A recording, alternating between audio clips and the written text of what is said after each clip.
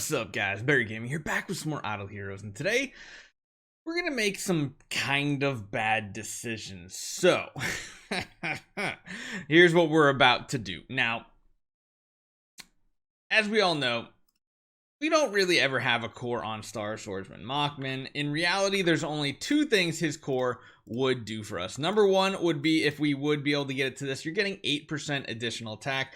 That's really cool, but when we're talking about his actual skills, they're not that great because, of course, he has to switch states, and you just start in a state. At least I don't think it switches the first round, so I don't think any of these things happen, and usually he's dead before that ever happens. But us being us, we're gonna do some stupid things.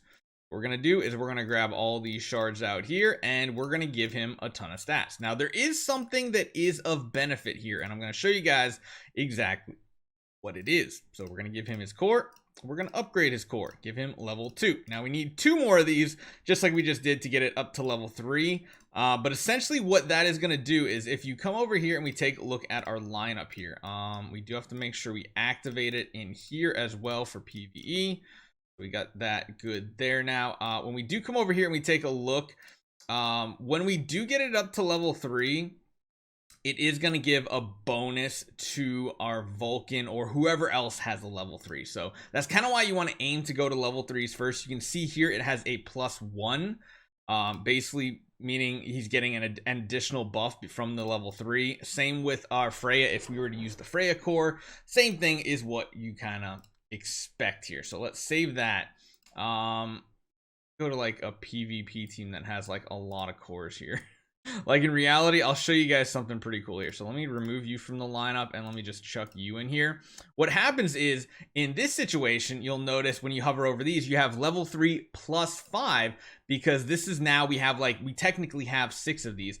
And what that does is that now actually turns this into a level 8 version, which is just insane amount of things that happens at that point. So yeah, it's pretty cool. It's nice when you get it up there. If you ever want to see what it actually looks like, all you have to do is come over to Core Origin, and you can if you just want to see for we'll take Vulcan for example here.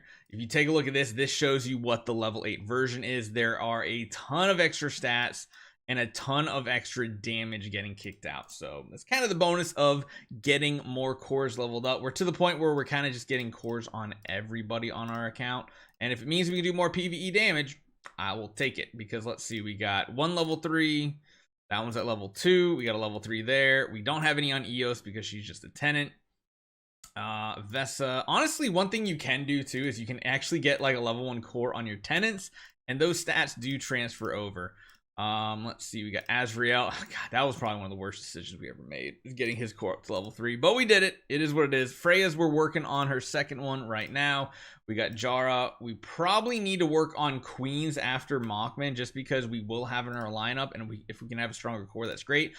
If we can ever get an event where we can core swap, that would be amazing. It really, really would be. But what we're going to do today is see what extra damage this means for our PvE team. Again, we're sticking with the Gerke over the Drake at this point. I don't know if I'd want to drop any other heroes, because I think I like how everything else is going here. Although, since we're not using Drake, we could consider some sort of armor break. Because we're doing what? Crit damage, crit, and skill damage. I mean, that's really, really good, though. You need the crit chance, right? Because this gives us what?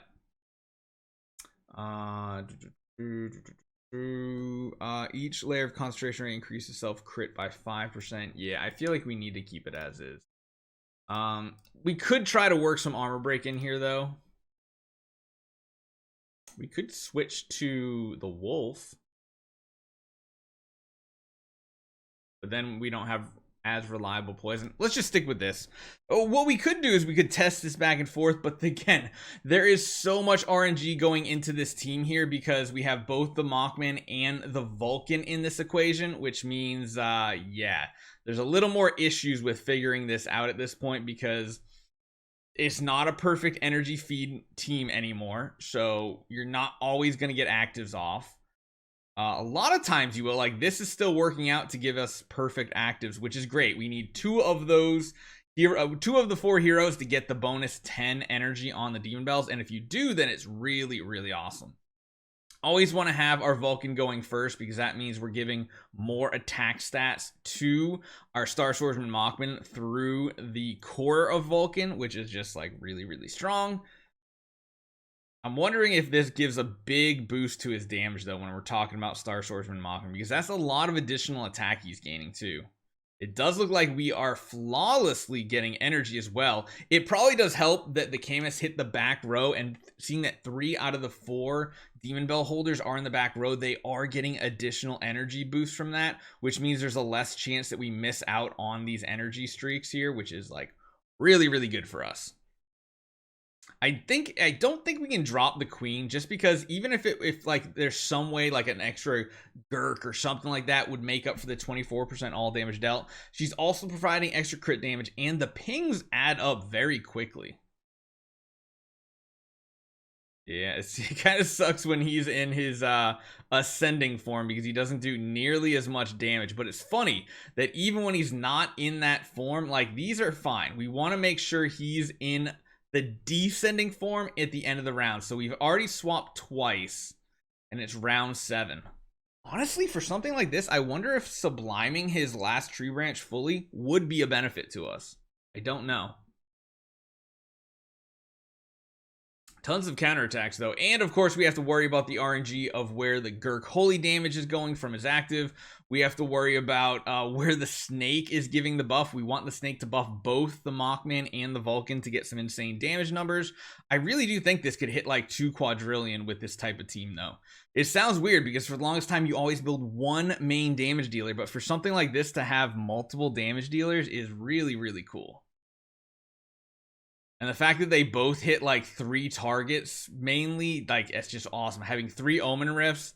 Oh, look at that. The swords are like out of sync. I didn't know that was actually a thing. So he's back in. Yeah, he's changing form like every 3 to 4 rounds. Which means I'm really hoping he's in the descending form, the golden form, where he has like the really good attack damage in the last like 2 rounds. That's going to be the trick, is making sure he's in the right state for the last couple rounds of fighting. So if he can swap next round, that would be perfect. Vulcan, of course, he's so reliable getting those actives because of his 4th tree sublimation that gives him so much energy. Okay, now if you can swap this round Mockman, that would be amazing because he's got that ramping up antlers cane. There we go. Look at that. So round 14 and 15, he is going to have the big damage coming out right here. The extra damage hitting those Omen Rift characters. We just got to hope he high rolls and chases a ton, and then that would be really, really cool here. God, it pings for so much damage though, like billions per ping, which is just nuts. And then now we have the final round. We got a bunch of hits here. Boom. And then we got more hits here. We go boom, boom, boom, boom. Oh, he had quite a few. What do you guys think? Do you think we beat our 1.5? I think we do. I think we beat our 1.5 quadrillion from yesterday.